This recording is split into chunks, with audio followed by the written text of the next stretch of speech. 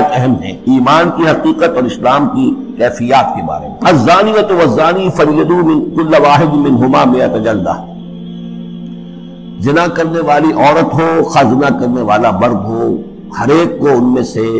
100 کوڑے مارے جائیں۔ وَلَا تَأْخُذْكُمْ بِهِمَا رَأْفَةٌ فِي دِینِ اللَّهِ، اور تمہیں اللہ کے اس دین کے معاملے میں نہ روک دے کوئی شے ان کے اوپر مہربانی کے راستے سے، نہ تمہیں روک لے پکڑ لے، لا تأخذکم بہما، ان کے ساتھ نرمی اور ان کے ساتھ شفقت، فی دین اللہ، اللہ کے دین میں۔ یہ اللہ کا دین ہے، اللہ کی شریعت ہے، یہ اللہ کی حد ہے، اور اس حد کے اجرا میں کسی کی ہمدردی، کسی کے ساتھ تمہارا تعلق، تمہاری دل کی نرمی، تمہاری شفقت یہ کہیں آڑے نہ آ جائے۔ ان کنتم تؤمنون باللہ والیوم الآخر، اگر تم ایمان رکھتے ہو اللہ پر اور یوم آخر پر۔ یہ جو حد ہے یہ ہے اصل میں زانی زانیہ جو غیر شادی شدہ ہو اس کے لیے 100 کوڑے، یہ حد ہے جو قرآن میں آئی ہے۔ زانی اور زانیہ اگر شادی شدہ ہے تو اس کی حد قرآن میں نہیں ہے،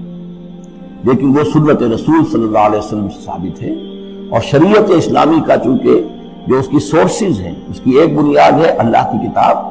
اور دوسری بنیاد جو انڈیپینڈنٹلی قرآن مجید سے آزاد ہو کر ایک مستقل بنیاد ہے، مستقل سورس ہے، وہ رسول ہے صلی اللہ علیہ وسلم۔ تو رجم کا جو حکم ہے وہ سنت سے ہے، اور جیسا کہ میں آپ کو بتا چکا ہوں اصل میں یہ اس قاعدہ کلیہ کے تحت ہے کہ سابقہ شریعت میں، شریعت موسوی میں بعض احکام وہ تھے کہ جن کی نفی نہیں آئی ہے، انہیں جو کہ نبی اکرم صلی اللہ علیہ وسلم نے اس امت کے اندر بھی جاری رکھا ہے۔ ان میں سے یہ 2 حکم جو ہے بہت اہم ہے، ایک قتل مرتد کا حکم ہے، اور دوسرے زانی اور زانیہ جو شادی شدہ ہو اس کے سنسار کیے جانے کا حکم ہے۔ وَلْيَشْهَدْ عَذَابَهُمَا طَائِفَةٌ مِّنَ الْمُؤْمِنِينَ، اور چاہیے کہ جب انہیں یہ حد جاری کی جا رہی ہو، سزا دی جا رہی ہو، تو اس وقت موجود رہیں اور دیکھیں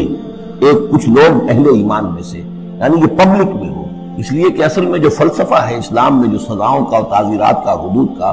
وہ ڈیٹرنٹ کا ہے کہ ایسی سزا ہو کہ جس سے بہت سو کو عبرت مل جائے۔ اگر آپ نے علیحدہ جا کر کہیں کمرے کے اندر کسی کو پھانسی دے دی تو ٹھیک ہے، لوگوں کو پتہ چلا کہ مر گیا، ویسے بھی مر جاتے ہیں لوگ، حادثے میں مر جاتے ہیں، فوت ہو جاتے ہیں،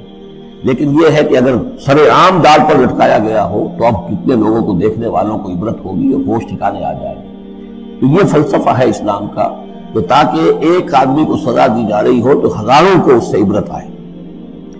الزانی لا ينکح الا زانیۃ او مشرکۃ، کسی زانی شخص کے لیے روا نہیں ہے کہ وہ شادی کرے مگر کسی زانیہ عورت سے یا مشرکہ سے۔ یہ کسی قانون کے درجے میں بات نہیں ہے، بلکہ یہ ایک اخلاقی طور پر گویا کہ تعلیم دی جا رہی ہے کہ زانی لوگ تو اسی کے، یعنی ان کا حال تو ایسا ہے کہ انہیں تو مستحق اگر ہے تو شادی کے کسی زانیہ سے یا مشرکہ سے۔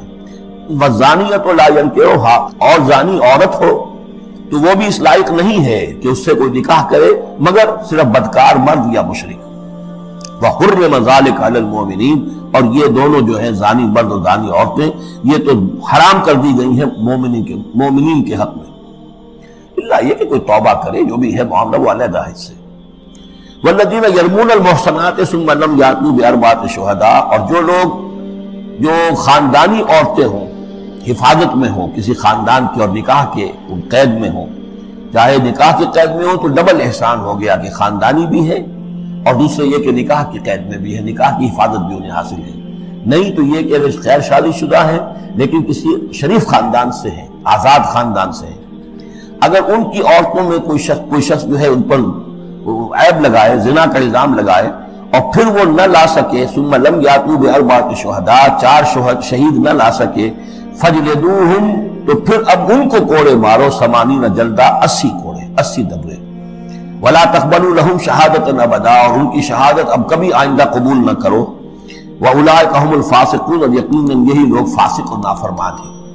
یعنی زنا کا الزام اگر لگایا جا رہا ہو تو پھر جو الزام لگانے والا ہے اسے 4 گواہ چشمدید پیش کرنے ہوں گے۔ اگر وہ 4 چشمدید گواہ پیش نہیں کر سکتا تو گویا کہ اب یہ قذف کہلائے گا کہ اس نے ایک الزام لگایا ہے جس پر ثابت نہیں کر سکا، لہذا اس جرم کی سزا 80 کوڑے، کتنے قریب چلا گیا ہے۔ اور اس میں حکمت یہ معلوم ہوتی ہے کہ اگر فرض کیجئے کسی معاشرے میں، مسلمان معاشرے میں کسی لوگوں سے غلطی ہو گئی ہے، اس غلطی کا چرچا نہیں ہونا چاہیے الا یہ کہ اس کے لیے ثبوت موجود ہو کہ اسے کیفر کردار تک پہنچایا جا سکے۔ اگر تو ثبوت اتنا ہے کہ سزا دی جا سکے تو ضرور، لیکن اگر نہ ہو تو خاموش رہو، ورنہ یہ کہ خام خواہ برائی کا چرچا ہو جائے گا جبکہ اس کا سد باب ممکن نہیں ہے، اس کی سزا دینی ممکن نہیں ہے، تو اس میں سکوت جو ہے وہ بہتر ہے۔ الا الذین تابوا، سوائے ان کے کہ جو توبہ کر لیں من بعد ذالک، اس کے بعد واصلحوا اور اصلاح کر لیں، یعنی یہ کہ کبھی کسی زمانے میں ان سے یہ غلطی ہو گئی تھی، انہوں نے کوئی تہمت لگائی تھی زنا کی اور 4 گواہ پیش نہیں کر سکے، طویل عرصے تک جو ہے ان کی گواہی پھر کسی بھی اسلامی عدالت میں قبول نہیں کی گئی، لیکن بعد میں ان کی روش ایسی رہی ہے، رویہ ایسا رہا ہے، انہوں نے اصلاح کر لی ہے، توبہ کر لی ہے، اب وہ قابل اعتماد ہے، تو یہ جو معاملہ ہے اس پر سے ختم ہو جائے گا، ان کی گواہی بعد میں قبول کی جا سکے گی۔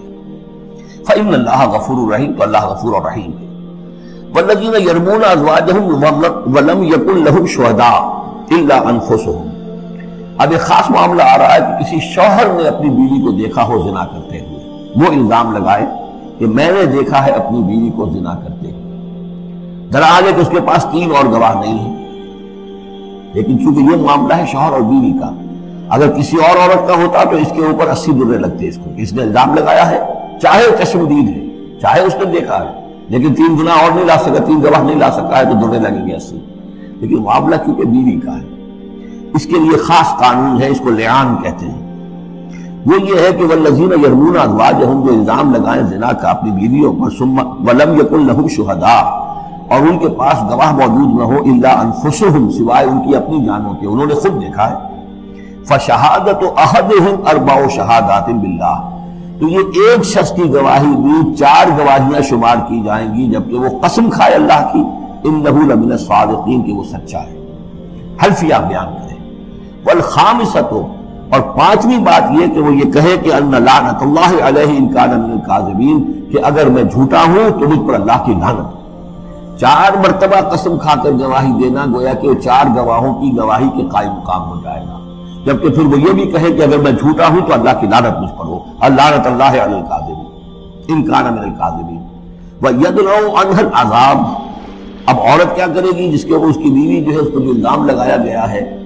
اگر وہ اس پر سے عذاب ٹل جائے گا، ٹل جائے گی سزا اور یہ حد عورت سے، ان تشہد 4 شہادات باللہ، کہ وہ بھی قسم 4 مرتبہ کھائے اللہ کی، انہ لمن الکاذبین، کہ یہ میرا شوہر جو مجھ پر الزام لگا رہا ہے جھوٹا ہے۔ والخامسۃ، اور 5ویں بات وہ یہ کہے ان غضب اللہ علیہا ان کان من الصادقین، کہ اگر میرا یہ شوہر اس الزام میں سچا ہے تو مجھ پر اللہ کا غضب آئے۔ اس انداز میں پھر یہ کہ عورت کے اوپر پھر حد جاری نہیں ہوگی،